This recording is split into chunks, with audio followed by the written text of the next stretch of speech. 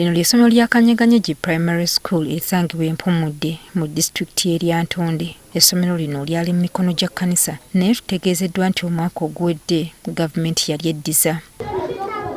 Erinnya lyalyo lyakyusibwa okuva ku St. Peter's Primary School era ne lifuulibwa Kanyeganyegye Primary School. Lino liva ku nursery okutuuka ku P3. Abayizi abasomera wano buli omu kumpi ajja n'ekyokutuulako era nga waliwo be tulabye nga bazze n'amakutiya. Bano balina ekizimbe kimu kyokka omusomerwa era oluyingidde buli omu abadde alina okwala ekkutiya wansi kw'anaatuula. Abayizi ba P2 ne P3 bakozesa ekibiina kimu nga buli bamu batunula ludda lwabwe awaateekebwa olubaawo.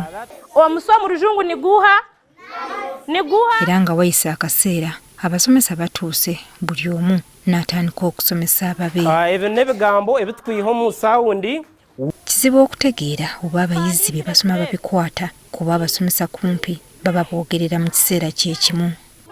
Food, third one, broom. Bano baba basoma nga abannasale ne P1 batudde mu muti gw'oyinza okuyita ekibiina nga n'olumu baba balinda aba P2 ne P3 bamalirize olwo nabo balyoke basome. Twogeddeko n'abasomesa babiri abasomesa P2 ne P3 ku ngeri gye batambuzaamu emirimu. We are teaching at the same time.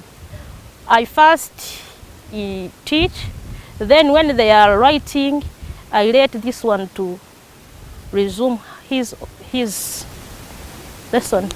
Then after explaining her notes, then I do explain mine.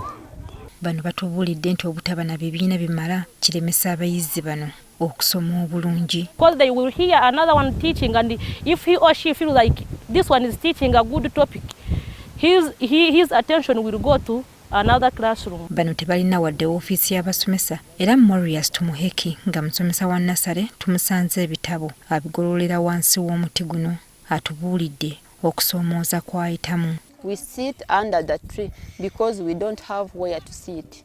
Agamba nti enkuba bw'ejja balina kuddukira mu kkanisa eno. Essomero lino tutegeezeddwa nti omwaka oguwedde gavumenti yategeezanga bwe yalyeddiza era n'ebawa n'omusomesa omu kyokka ng'awo ebyakoma. Ne bategeeza abazadde abaaliwo ku olwo nti essomero lijja kubaamu abasomesa ba gavumenti era kyemanyi bulungi nti wano waliko omusomesa nga wa gavumenti musomesa omu. Abayizi abaliwo tutegedde nti basasulayo akasente akatono okukuuma abasomesa bano abasatu abaliwo. Essomero eriri okumpi mu kitundu kino lye ly'Akalyamenvu nga liri kilomita 10 okuva wano. Abatuuze batubuulidde nti abaana abatannaweza myaka 10 tebasobola kutambula kutuukayo era nga bangi baabulira emisomo. Kubanga distance bw'ebeera mpanvu omuzadde agamba kannindeko osanga bwe banatandika essomero eddala nja mmuteekamu. Kati abatuuze basazeewo okwekolamu omulimu waakiri basondeyo ku ssente bazimbeyo ebibiina ebirala nga bwe balinda obuyambi okuva mu gavumenti. Kamisona okuva mu minisitule y'ebyenjigiriza Duncan Mugumya agamba nti ddala essomero gavumenti yalitwala era ng'enteekateeka zikolebwa okulizimba. Ate nga bwe tutegeera gavumenti erina bingi amasomero mangi mu ggwanga lino egenda etwalako matonotono nga budget ekomawo ne ssente zikomawo. Ekiseera kino abayizi balina okugumira embeera eriwo.